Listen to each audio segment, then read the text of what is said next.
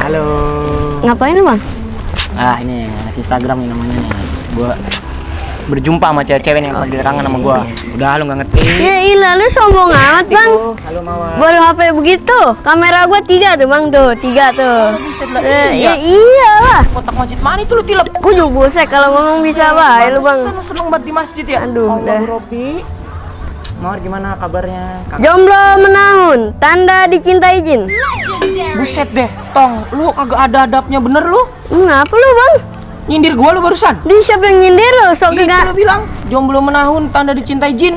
Oh, lu masih jomblo, Bang? Emang kenapa kalau gue jomblo? 10 tahun ini gue jomblo, lu kagak ada ridho-ridhonya lu. Gua Malu juga, bantuin. Bang. Gua kalau jomblo 10 tahun nyicil rumah udah lunas itu mah, Bang. Lagu lu nyicil lu. Ngerti-ngertian cewek aja, emang lu ngerti lu? Ngerti gua. Orang gua cuman baca ini doang, Mat. Artikel tuh lu lihat tuh.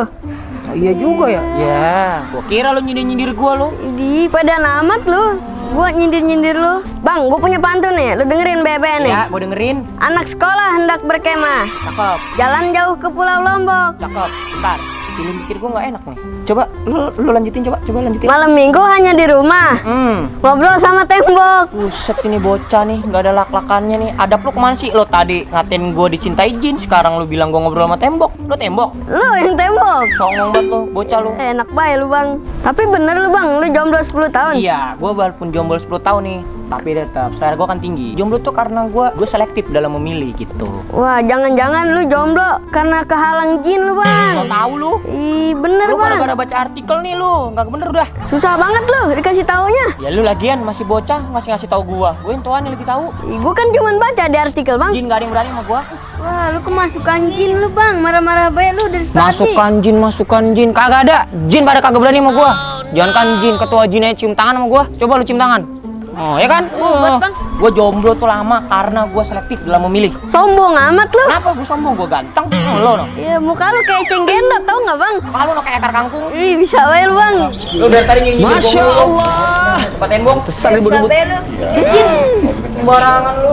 Akar kangkung. Ahmad Udah gua lipat lu Safron. di karpet. Ya Allah, ada apa ini? Ustaz, saya Ustaz. Ribut-ribut. Ya Allah, Masya Allah tabrak. Ini lu. Mentuaan kapan? Balik. Ini Ustaz. Mos. Oh iya. Duduk Ustaz. Di pusat. Lagi ngapain Ini, Ustaz. ribut-ribut? Saya dibilang dicintai nama jin Ustaz. Kan sembarangan masih kecil nggak ada adabnya mulut. Ini Ustaz emang bener Ustaz. Kalau jin itu bisa jatuh cinta sama manusia Ustaz. Jangan-jangan kamu sampai sekarang belum nikah karena dicintai jin? Ya Allah, jangan nakut-nakutin Ustaz. Jangan nakutin Ustaz. Emang kalau jin itu cinta sama manusia, berarti tinggal di badan manusia dong Ustaz? Gini, mohon izin, mohon maaf, saya katakan dengan berat hati bahwa sebenarnya manusia itu bisa jadi tempatnya jin. Bahkan disebutkan ada 7 tempat jin berada dalam tubuh manusia. Yang jelas, yang pertama, otomatis orang sudah paham semua. Jin itu berada dalam aliran darah manusia, mengalir. Jadi ketika orang marah, jin berfungsi di situ, mengingatkan semua sesuatu yang membuat orang marah. Nah, dengarkan juga nih, jangan-jangan nyampein ternyata juga ada jinnya. Jangan-jangan jin itu mengalir pada darahnya Saprol untuk ngompor-ngomporin Ahmad supaya emosi. Oh, makanya yang sopan sama mentuaan lu. Iya, makanya untuk solusinya, makanya kita diminta untuk berpuasa supaya aliran darah itu, aliran tempatnya jin itu mengecil sehingga tidak ada berpotensi untuk orang melakukan dosa. Kemudian apalagi lubang mulut, makanya di mulut itu tempatnya jin, makanya kita dianjurkan untuk bersiwak. Salah satu obat supaya jin itu tidak bisa masuk ke dalam mulut kita karena dia bertengger di dalam mulut kita sehingga bisa jadi dengan mudahnya kita berkata-kata kotor, berkata kasar yang menyakiti orang.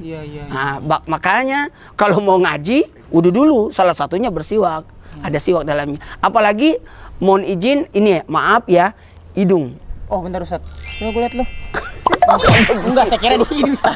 Saya kira di sini Ustaz. Makanya saya cek dulu. Makanya bangun tidur itu, wudunya dibangun tidur itu beda dengan wudu yang biasa. Tapi memang dianjurkan untuk berwudu sampai menaikkan kemudian dikeluarkan karena sepanjang malam itu setan itu bersembunyi di lubang hidung. Bahkan ada di lubang telinga. Sebenarnya di sini. Di sini juga nih. Makanya di sini bahkan di dalamnya. Bahkan ketika kita tidur, setan itu mengencingi telinga kita supaya kita tidak mendengarkan suara azan, bahkan tidak mau mendengarkan kajian-kajian. Oh, itu yang bikin malas bangun malas, subuh, yang bikin orang malas bangun itu karena makanya kita telinga itu betul-betul digosok, dirapiin karena di situ tempatnya. Ada juga nih kuku yang sangat disepelekan orang. Kuku kadangkala kuku itu tempatnya bertengger jin. Pantes Ustaz. Itu benar kayak gali kubur. Bisa, lu pasti kuburan.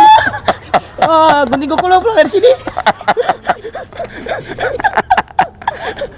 Nih, buat ibu-ibu juga sebenarnya tanpa disadari menyebabkan anaknya jadi nakal karena kukunya sengaja dipanjangkan. Dan ternyata kuku itu tempatnya bertengger jin. Mohon maaf, sampai ada kotoran-kotoran itulah sehingga ketika orang tua ibu-ibu pada buat makanan, masakan, tiba-tiba dia suapin anaknya, bisa jadi kotoran itu masuk sehingga anak itu bisa jadi nakal. Berarti emang nggak boleh panjang. Batasnya itu 40 hari harus sudah potong kuku. Tapi hari. paling bagus sunatnya setiap Jumat kita potong kuku. Pak Ustadz, Ya, kan kita manusia. ya. Nah, jadi demenin jin nih. Kan kita manusia, gimana cara nembaknya tuh jin? Ustaz nih emang nih bukan nggak ada adabnya nih. Makanya jangan tidur telanjang. Jangan tidur dalam keadaan junub. Jangan tidur tidak baca doa, zikir, atau masuk rumah tidak baca doa, makan tidak baca doa, kemudian tidur tidak baca doa. Jadi 3 hal ini jin itu bisa masuk bersama kita di rumah kita ketika kita tidak baca doa, kemudian tidur bersama kita ketika kita tidak baca zikir dan doa, dan makan bersama dengan kita ketika kita tidak baca doa ketika makan. Makanya ciri-ciri orang yang dicintai jin itu senantiasa bermimpi sesuatu lawan jenisnya. Hati-hati. Gitu ya, Ustaz. Baik laki-laki maupun perempuan ketika dilihat itu. Makanya sebenarnya kalau ketika kita masuk ingat Allah sehingga jin tidak masuk, makan juga seperti itu. Jadi siapa yang makan tidak baca basmalah, jin yang tinggal di atas rumah, di atap rumah itu turun ikut makan bersama dengan kita. Nah, termasuk yang dicintai jin ketika dia lihat, dia tidur dan baca doa, tidur dengan junub dan sebagainya. Makanya kalau masuk toilet, Allahumma inni a'udzubika minal khubuthi wal habais. Terjemahannya di situ banyak. Jin laki-laki, jin perempuan, aku mohon perlindungan dengan nama Allah dari kotor dan jorok. Hati-hati loh. Nah, jangan-jangan dicintai jin. Bahkan mudah jatuh cinta. Jadi jangan berpikir orang yang sudah nikah, yang jomblo aja dimasuki, tidak. Yang sudah nikah pun bisa jadi. Kenapa? Bisa jadi. Kenapa orang muda selingkuh? Kenapa? Kalau yang jomblo itu susah jodohnya. Karena tidak ada ketertarikan. Makanya mohon maaf, ada yang tidak suka dengan lawan jenisnya. Justru tidak ada ketertarikan karena dia sudah diikat sama jin. Makanya di Makassar itu ada namanya dikasih mandi. Di ruqyah dulu lah supaya dia keluar jinnya. Karena dia kemungkinan besar dicintai sama jin.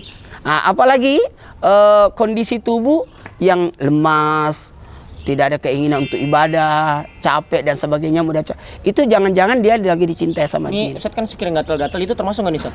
Termasuk gatal-gatal. Oh. Tapi aku nggak usah bahas gatalnya di mana ya. Iya benar, itu ada kondisi tubuh. Keadaan maaf, kotor, gatal-gatal, jarang mandi dan sebagainya.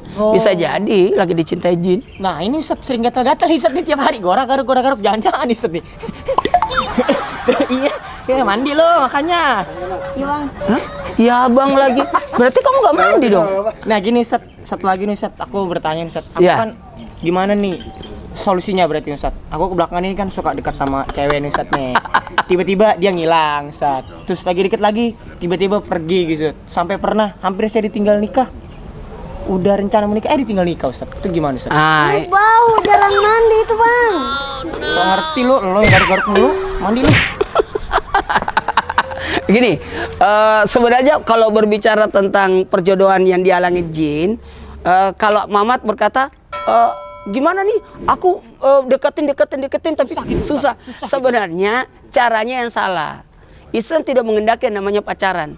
Dalam pacaran itu ada unsur setan di dalamnya. Orang pacaran kan berdua-duaan. Berarti yang ketiganya adalah Setan. Jangan duluan. Kita berdua. Iya, makanya Ustaz kan tadi kalau berdua salah satu setan kan. Ini Ustaz di tengah-tengah. Maksudnya lawan jenis, Oh, kenapa aja? jenis. Saya kira ada penghalang gitu Ustaz. Jadi hati-hati. Unsur pacaran itu bisa mengakibatkan mendekati zina. La taqrabu zina, jangan dekati zina. Unsur-unsur ini yang membahayakan. Pasti mereka maaf, senangnya berdua-duaan, senangnya tidak mau dilihat orang. Ciri dosa itu ketika kita melakukan, kita nggak mau dilihat orang. Oh, ngumpet-ngumpet gitu Ustaz. Iya. Orang pacaran? Di rumah kosong. Iya.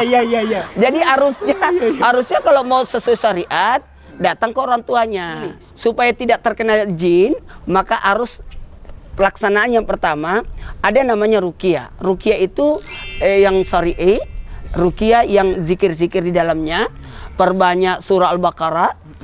Jadi ada sebenarnya ada 10 ayat di dalam Al-Baqarah itu luar biasa ampunya. Di awalnya, di pertengahannya, dan di akhirnya. Kalau di pertengahannya otomatis ayat kursi, di akhirnya amanah Rasul, di awalnya Alif Lam Mim dan beberapa ayat di awalnya. Dan utamakan kesucian. Ruqyah itu suci. Jadi sebenarnya kalau kita mandi bersih-bersih, pakai parfum, itu rapi, itu termasuk bahagian daripada mensucikan. Kan harus yang dimakan harus suci. Iya. Karena ingat, makanan yang kita makan menyipati dengan apa yang kita makan. Makanya kita dilarang makan binatang buas. Binatang yang jorok itu dilarang karena jangan sampai kita menyipati. Makanan, pakaian. Jangan sampai pakaian itu, hati-hati. Pakaian yang ada unsur kehidupan. Mamat sih pakaian bajunya begitu. Ini sebenarnya model terbaru Ustaz. Trendy ini. Trendy tapi lihat dulu. Dan tempatnya. Jadi tempat juga rumah itu harus bersih. Bahkan rumah itu jangan sampai maaf ada sarang laba-labanya, ada sampah di dalam rumah sampai baunya masuk ke dalam rumah. Itu juga termasuk pelaksanaan ibadah. Orang yang sibuk dengan ibadah, sibuk dengan ibadahnya, setan jin tidak akan bisa masuk padanya. Makanya kalau Mamat belum bisa untuk nikah, lebih baik perbanyak puasa. Kayaknya rajin puasa ini. Oh iya Ustaz, lumayan Ustaz, Selasa Rabu Kamis lah. Puasa nih. Yang paling hebat itu kalau bisa berdoa, taubat, dan tawakal. 3 ini. Jadi ada doa, ada taubat, tawakal. Kalau berdoa itu kan kita memohon pertolongan kepada Allah, karena yang memiliki jin adalah Allah. Jadi kalau kita berdoa kepada Allah itu yakin. Dan akhirnya termasuk tadi kita minta mudah-mudahan kita bisa bertobat kepada Allah. Amin. Sehingga senantiasa dapat bimbingan dari Allah, kemudian tawakal kembalikan kepada Allah. Ya udah, saya pamit dulu ya, masih banyak urusan yang saya urus. Tapi sebentar Ustaz. Apa tuh? Sebelum pamit, gini Ustaz, tadi kan ngomong gini, Ustaz kan jomblo juga nih Ustaz. Jangan-jangan. Enak aja, saya jomblo, saya duda tahu. Jomblo. Nggak ada adab lo sama Ustaz. Bener lu ya. Aduh. Saya berangkat dulu ya. Iya, hati-hati Ustaz. Ya. Hati-hati Ustaz. Udah, kayaknya udah bau-bau nih. Iya, makanya. Mandi dulu lah. Iya, hati-hati Ustaz. Assalamualaikum.